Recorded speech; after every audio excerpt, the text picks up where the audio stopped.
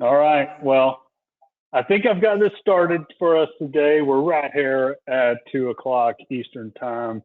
I think we'll just hang out for a couple of minutes. I got a couple of good buddies on the line with me here today. Thanks everybody for joining. I see we've still got a couple of people coming in, so we'll give it just a couple of minutes here. And Carl, usually you and I are talking weather because Phoenix has usually got better weather than Atlanta, but hey, today you're in Atlanta. I know. What can I say, man? I'm sitting in the conference room. You're in your nice office. Look at me relegated here. Really, I have one real big question. Is like I flew in last night, and as I was driving from the Atlanta airport up into our offices in the coming area, there's all this stuff everywhere. It's just like water coming from the sky. We don't see that in Arizona that much. I don't know what's up with that. I'm surprised you could land the plane. Yeah, well, my arms are really tired because I flew in from Atlanta or from Phoenix. Exactly. All right, so I still see a couple of people coming in. We'll just give it maybe another minute or so, and then we'll kick it off. Zach, how are you doing today? I'm doing great, Sean. Thank you very much. Yeah, excited to be here. Thanks. Yeah, and so Zach is just a little bit farther north of us. I see he's got his awesome Lake Lanier sign hanging in the background there. It's a little cold to be out on our lake today, but next year. Actually, I thought that was an Ozark lake. I've been watching that show. That's where it was filmed, was on Lake Lanier. So I've heard the rumors. Yeah. That's right. That's right. All right. Well, I think we're about 2 minutes over. Why don't we go ahead and get started? Just a little bit of housekeeping. Hopefully I have clicked the right buttons and we are recording this. And so if for those that are not able to stay the whole time or something popped up and you missed it, we'll be recording this and we'll get the recording out. There's also an opportunity to ask questions along the way. And so I'll do my best to monitor the question section. So if you have questions, feel free just to drop questions in. And we'll try to do our best to kind of watch that and get those answered for you. We'll probably have a little time at the end that we'll kind of devote to some questions. And so, yeah, I think that's all the housekeeping that I've got for today. And so super excited about our topic that we've got going on. And I'm excited to have Zach here with us to kind of share his experience. And yeah, so let's jump right in. Carl, any words of wisdom you want to kind of start with? Oh, words of wisdom. Oh, I don't know. I'll probably have to hold my tongue, man. But I could say a few things, though. Now, actually, I'm excited about this. Look, there's a reason why we titled this Modern and Secure Cloud File Sharing. But I think another way we could say this is also get rid of your dumb server that costs you a bunch of money to replace and back up and all these other things, too. I think that's, I know that's Zach's sentiment because we were talking about it a little bit, but you're not our only customer that's felt that way. It's like, why do I keep having these servers set up to do this the old way? And look, there's really fundamentally nothing wrong with the old way, but there is a better way, Yep, and we're going to jump into that just here in a second. So before we get started, I think everybody knows, or most people I think would know if you've been on these webinars before. My name is Sean Brown. I'm the president here at SnapTech IT, and Carl Bickmore, CEO, always along beside me. And then I've got my buddy Zach here with us as well. And so, Zach, why don't you kind of introduce yourself and Energetics to us? Sure. Thanks, Sean. Yeah, my name is Zach Travers. I'm Vice President at Energetics. We're in North Georgia, and we are or in our industry is called a professional only line. We sell to healthcare practitioners. We sell natural healthcare, so vitamins, dietary supplements, things like that. And we believe in that, in the doctor-patient relationship. So even though we could sell our products directly to consumers, to end users, we choose to sell them in a situation where a practitioner is involved. So that's, it could be anywhere from medical doctors, osteopaths, chiropractors, things like that, health coach, health and wellness professionals. So that's our target market. Awesome. And how long have you been at Energetics? I've been at Energetics since I believe 2008. So pretty much most of my career, I spent some time in industry and other manufacturing things, but mostly in energetics. And Zach and I always have a good banter of technical jargon that we like to do, and don't let him kid you. He's pretty smart on the technical side of the world as well, and so I thought it would be a great opportunity to kind of bring him on, let him share some of his experiences and his journeys that we've kind of been on together, from traditional to what we're doing now with this kind of modern and secure kind of cloud file share system. So let's talk about some of the challenges with traditional file systems. And so Zach, feel free to jump in where you like. Carl, you want to hit a couple of these kind of challenges that we typically see in traditional file, and what specifically help our kind of viewers here understand what we're talking about when we talk about just a traditional file system. Yeah, look, for years, and the number one dynamic on why you even wanted like servers and things like that was really just a couple of things. But the number one was oftentimes, how do I safely, securely put files out there on the network and back them up and make sure that they're accessible and you can easily restore and that data is not lost. So anything from your Word documents to the backups, or even your accounting files, there's all sorts of things that you might need files for to run your computer systems that run your business, right? And so the traditional method is that you'd have a server in your office, and on there would be file shares, and you'd set up security groups and people get access to them. And then there came the whole business of like, okay, well, that's great, but I got to be in the office to access those file systems. With machines that are configured to connect to the server, create mapped drives and things like that. And so then you start saying, okay, well, I want to work from home, or I've got another office, or I've got a salesperson on the road that really needs to get access to those files from anywhere. So can we use the internet to do so? Well, and traditionally, the only way to do that with a meaningful security was to set up some type of remote access to that server, so that you can hit it from the road. And a lot of times we're doing that over a secure VPN connection, which a lot of folks have had challenges with because they're a little slower. And so you got to, do this extra login motion. That's a good thing to do from a security standpoint, but sometimes is a problem. And in the net result, when it's all said and done, it's very difficult to access offline remotely as well. So there's just troubles with that, let alone if you need to share something with a vendor or with a customer. The traditional method is, hey, send them a USB stick with it on it, or try to send it via email, and suddenly have these crazy big email inboxes full of files, which is really not the way email is intended to run. And the other thing is, the security and control is a really big issue of like, how do you make sure people aren't sending files they shouldn't be sending via email, or how do you make sure somebody can send you something and it's securely stored if there's personal identifying information or personal health information, or just any other thing that you might set. And then also, systems that back up servers in your office, or even servers in the cloud that you use, can be a bit pricey to really do it correctly. And there's, it's good money spent from a protection standpoint, but that's a dynamic that doesn't have to exist for file sharing anymore if you implement a business type system, a cloud file system.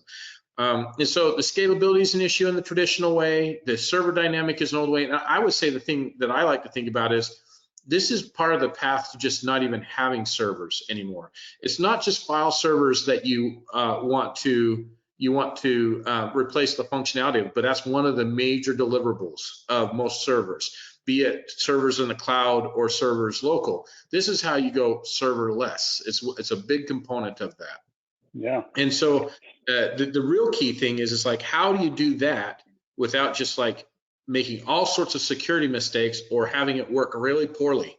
Because there's a lot of solutions out there that are cloud file systems, but not many can really truly mimic what a server can do in a meaningful way, and then also add the cool extra collaboration features that you find in these cloud systems. Yeah. So Zach, you understood that and nodded. I'm impressed. We'll make you our honorary IT member. So I know you guys have had a diverse kind of spread out workforce for a long time. How are you guys doing this, in the past? Yeah, Ignite definitely helped. Before Ignite, we were using your traditional server. I don't even know. I think we had a VPN in there at the end. I know for a while we had a server with no VPN, and I don't think that the files were accessible, you know, other than if you're in the office, which is a real problem, especially, post-COVID. You need to be able to move your files to, if people have to work from home tomorrow, we'd want to be able to facilitate that easily. Yeah. I love Ignite because it has allowed us to get most of the way getting rid of our servers. We have some legacy ERP platforms for our accounting department that we're moving off of our server probably in 2023, and then we will be serverless. So that is the goal. But so, Ignite. So Ignite's let me ask you this though: before you kind of went to Ignite, though, I mean, I know you had Salesforce out there. Where did they put their files? How did they access things? What were you guys doing? We were using Act as our CRM before we moved. Actually, we moved to Dynamics, which is similar to Salesforce. But we had a web server to set up, and it was pushing to the open internet, which is dangerous. What could go wrong? Yeah, exactly. I didn't like it. I never liked it, and it was slow, and it was laggy, and people hated it. Yeah, and didn't we also have a situation too where we had some of those remote people, salespeople, whatever the role was, saving a bunch of stuff locally on their machine? Definitely. Yeah, and Ignite is seamless. Ignite it looks like a local drive. It shows up on your computer once you link it. It's great. Except you do have those features. I know we had an emergency when I was in San Francisco, and I was able to get on my cell phone, go into my Ignite app, pull the file, look at it, and make the decision. And I wouldn't have been able to do that. It's interesting. Like, for instance, we had another client that I was talking to, and we were telling them about this Ignite solution and how that might solve their need. And they're like, wait a minute. So you're telling me you could send somebody a link to a file and they could just click on it and open it on their phone? Mm-hmm. That was like blowing their mind, because they were so limited in this VPN dichotomy that they figured when you send a link to location, they're just used to not being able to actually see the attachment. And Ignite really solved that problem. Now, when we start talking about Ignite, let's be clear. There are actually multiple solutions that do this. They're categorized by Gartner as like EFS, Enterprise File System, which means it's like a little bit different than your traditional OneDrive or Dropbox that you might use commercially or at home in certain ways. And the key thing that makes them enterprise is this security functionality, where you can really restrict the sharing and put a lot of controls around access and also where that data goes. But it still ultimately has all these methods: a website, an app for your phone, on your tablet, on your computer, looks like a normal server mapped drive, or like a local hard drive on your computer, but you're interacting with the cloud when you do that. And so that's what that's about. And so, we've done a lot of examination, and there are very few solutions that even fit into that EFS category. And of the ones that do, we certainly really think Ignite is the right solution. That being said, it's not because we love Ignite or there's like some special amount we get a payment for it. It's like, it's truly just the best version of this that we've been able to deploy to our customers, and small and large too. I mean, we have some customers with 20 terabytes sitting in their Ignite and some with 100 gigabytes, right? I mean, it really seems to flow fairly well between those worlds. Yeah, so how about some of the features on this slide that I pulled up?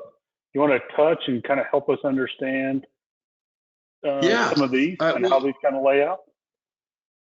Yeah, you bet. I mean, look, there's different features you can turn on and off with Ignite that have different price points, but for the most part, we tend to sell into their enterprise plans, which really includes all their security features. There are a few compliance features you can turn on and off, so that you can put this into like a defense industrial based client with like the CMMC restrictions, or into a healthcare environment that has HIPAA privacy regulations or HITECH Act. But even if those aren't your major concerns, just the general protection of your data should always be a concern. So things like threat management and ransomware detection. Traditionally, what happens if you have a file server and for some reason the ransomware detection gets into network successfully, it's likely to encrypt all the files on the file server when it does so. And then hopefully you have a backup that you can restore to and not have to pay the ransom and recover that. But a lot of times before they initiate those ransomware attacks, they go find your backup and delete it.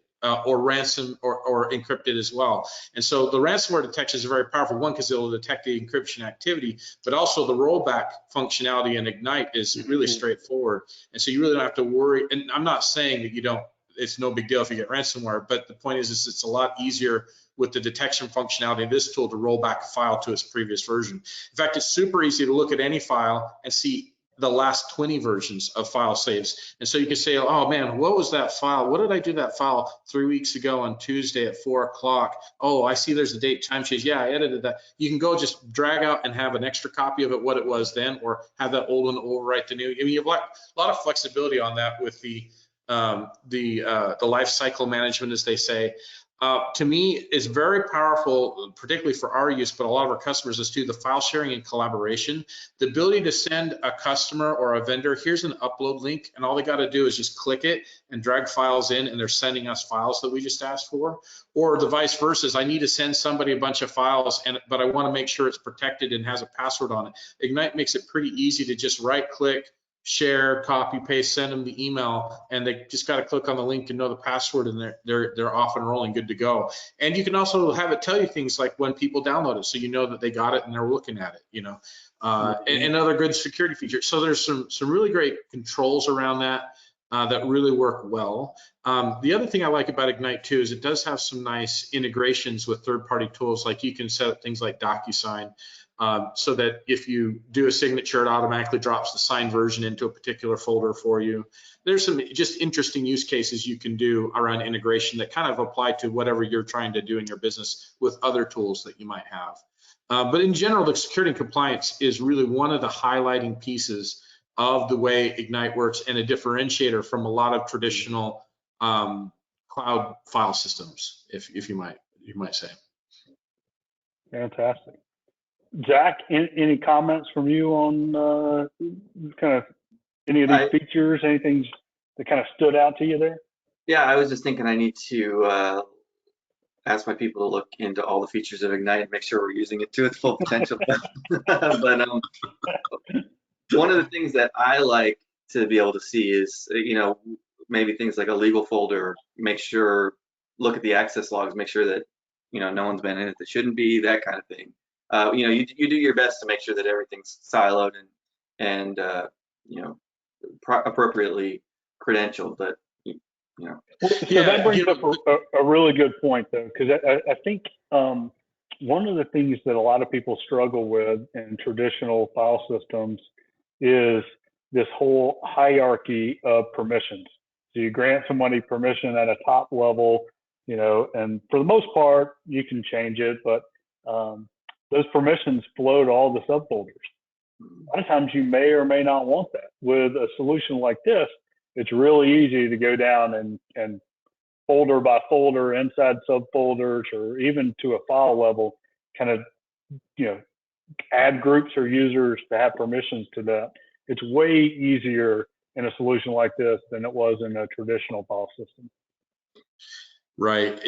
So once again, and Zach's I think Zach really tips on a really big point. It's like, this is oftentimes a cultural change. And sometimes, although it's doing everything your file system do, you might not realize all the other things it can do, right? And then you kind of learn that over time, what are the great things you can use. And so we could talk about lots of functions and features, but just know at the beginning, for a lot of people, it's just like they can't even tell the difference in a meaningful way that they just moved, other than maybe the path is the Z drive instead of the S drive or things like that, because it still functions and feels just like it did before. It's all about these other features that you can get into, like on the compliance, you can look and see everybody that has what shared and who it's been downloaded and how long it was and how many times it was open, how many changes happened. You can share a file and just say somebody can look at it, but they can't download it. That's like a really unusual function for a cloud file system, and it's a really great security posture, right? Should you want to approach it that way. There's just a number of things like that. I got to tell you, Zach, I actually recently rewrote a new user's guide for Ignite. So for joining us on the webinar today, I'll make sure to send it to you, and maybe there'll be a few things for your team, because that's our idea, is as much as possible get clients aware of the new features and functions. But there's Right. way more than you might think of what you can do with these things and the flexibility once it's in this type of system. Yeah, that would be wonderful. I appreciate that. And I think one of the things you said really struck me is it was seamless when we moved over to this. Once it was done, it was a pretty easy transition, and it's the same for the user. Unless you were an admin, you wouldn't know the difference unless you actively looked for those features, which is a good thing. One of those things, yeah, it's really, I'm glad that was your experience. That's certainly how we aim to do those implementations. And the one thing that I like about the security Ignite that sometimes grabs people, they don't even realize, is when you don't have permission to something, it's simply not even visible to you. It's not even there. And so people don't ask questions or go poking around and try to get access. They don't even know that there's something there that they don't have permission to. I like that approach where it's just not even a file listed there. Traditional file systems, you can see folders. You see by their name, oh, that's the accounting folder. They must put that there. If you don't have permission to it, you just don't even see it, which is great. Yeah. Well, so I brought this slide up, but I think we talked on a majority of these topics. And what I'd really like to kind of get into is the next slide, which is, Zach, I want to hear your story. And so kind of take us back a little bit to part of your kind of maybe decision-making kind of process. We already kind of touched a little bit about what you guys were doing in the past, but yeah, challenges and decision-making process that you guys kind of maybe went through when we were evaluating, do we keep everything on this? Do we move it somewhere else, or do we go this Ignite route? What was that process like for you guys? I think the decision was probably a threefold. It was, age of our current server, it was space on the server, and then, the what we have to pay for backups. You can't. I have personally paid the price for not having a good backup, and I wasn't in the position where I could make the decision, but I had to deal with it. And I remember putting in, weeks of entries because we lost something when, it was a long time ago. We weren't working with you at that point. It was many, many years ago, but I remember. I appreciate you clarifying that statement. And I never wanted to go through it again. No, you're, the solutions offered, I feel very comfortable with our backups right now. But Ignite is, you mentioned that you have file recovery. We have had an employee that totally destroyed an Excel file, the formula structure in it, and we were just able to get the last one. Yeah. The thing that I like about that too, Zach, is the end user, if they had permission to the file before, they don't have to actually call. You're welcome to call us and we'll help you, but it's pretty easy. Just right click, load previous version. You don't even have to open an IT or make a request to get that old version back, which is a very big different dynamic from the traditional backup set, where you absolutely had to have IT involved in order to get a file back. Yeah, definitely. That's a really good point. It is easy for the end user to do that. But really, I think Ignite, we finally pulled the trigger on it when our server was, we were gonna have to buy a new one probably this year. And we moved a couple of years ago and decided to go serverless. So that's what we're working on right now. Got it. Yeah. And so what's that experience like now? How does your team interact? How's accessing files for you now? Just walk us through the day in life of Zach accessing files.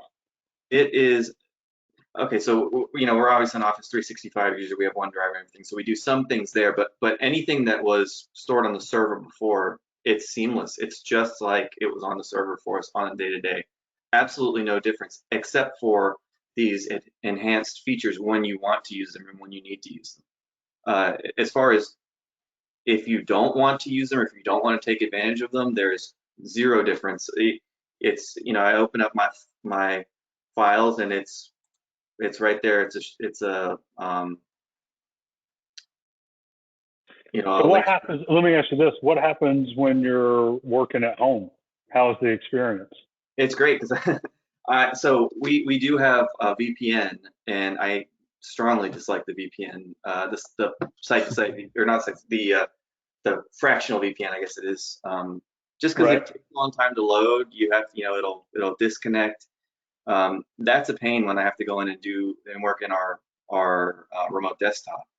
But as far as file shares, I don't need to go into the remote desktop anymore. I don't need to connect to the local network. I just can be anywhere. I can be on my cell phone, and I can have my MacBook, and I can be on my Linux machine, and be able to get into it. So See, I told you he was a little bit of an IT nerd, throwing out the whole Linux. You not said at the work, Linux. personal, yes. Sorry, Carl. That's all right. Well, the key thing, so it's a good point. It's very flexible. Android, Apple devices, most any kind of computer you can imagine. It's pretty easy to get to. Yeah, and But with through security, through the browser, through the app, through the shared drive, however you want to access it. All right. So because I'm visual, I like to think everybody else is visual. So I'm going to go a little off script.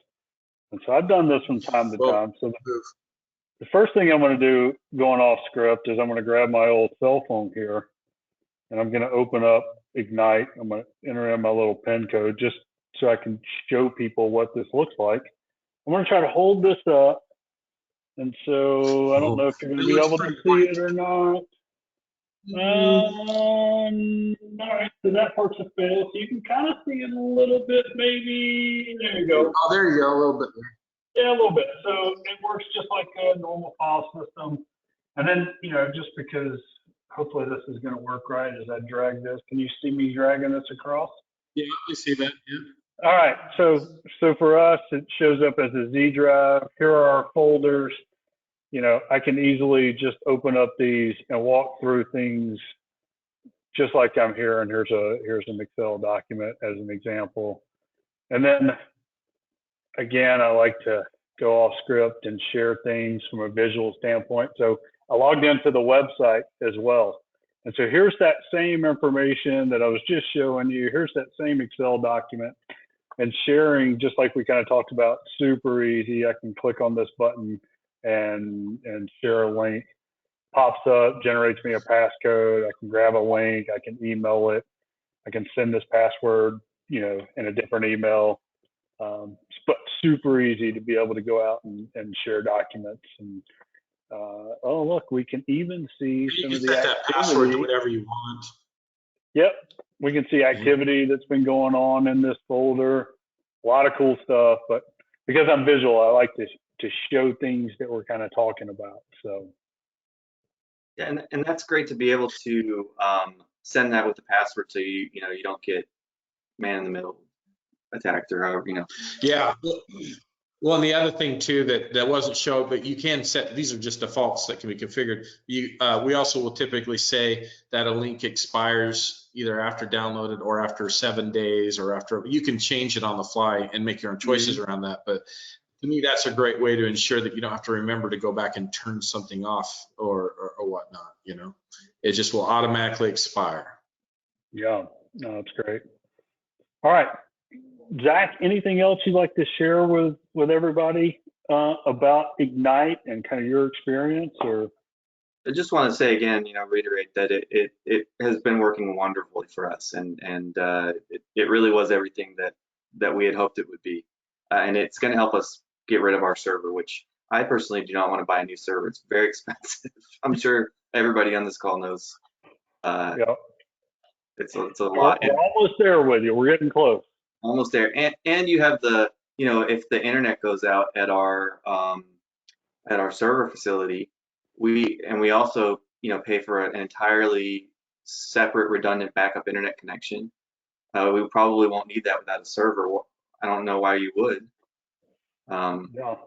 There's a lot of expense that goes into maintaining and upkeep on a server, which is going to go away, and it goes into that monthly fee for Ignite, but it's really not comparable. Right.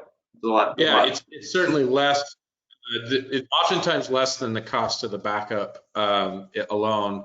Not always, but oftentimes, and certainly less than the cost of a replacement of a server, say over a 5-year period of time, and all the things that you got to do with that. And you look, servers are sometimes still appropriate. You can have a server and put your file system out on Ignite too. In fact, a lot of times you have to take it a piece at a time, and the file system is one piece that goes, sort of like what you've talked about. The key thing is what direction are you heading, and how are you managing that cost going forward? And the reason why we call this modern and secure is because we feel like this is the go forward way. This should be the default way you want to run your file sharing in your company. You should move on for the traditional older school method under most circumstances. Now, applications that you might need and other things that you might need to do to get completely serverless, like moving to things like Azure Active Directory instead of a local server directory system, those are other questions and things that need to be worked out, but all very doable. But getting the file systems out of the server dynamic is one of the first big things to get yourself onto that path of getting the servers out. And then usually the next hurdle after that are unique applications that your business has to run that may or may not work well with a cloud solution natively. And so it's about dealing with those and how you approach that as well. But that's the overall point of view, is getting yourself out of that server rat race that a lot of us have been on for many years. And then also, adding this new features and functionality that actually just flat out makes it easier to do your job and from anywhere. Those are the flexibility. That's what makes the difference to me. Yeah, no, good stuff. Well, I think we're almost kind of out of time for today. I'll just leave you with a couple of quick things. So if you're on this call, one of the things that we do with some new clients is we can do this thing called a rapid risk assessment, which if you're not currently a Snaptech client, it's a pretty simple thing. We'll get together for about an hour, go through this thing that we call a rapid risk assessment that is based on it's called the NIST cybersecurity framework. And so it's kind of an industry kind of security best practice guide for small and medium businesses.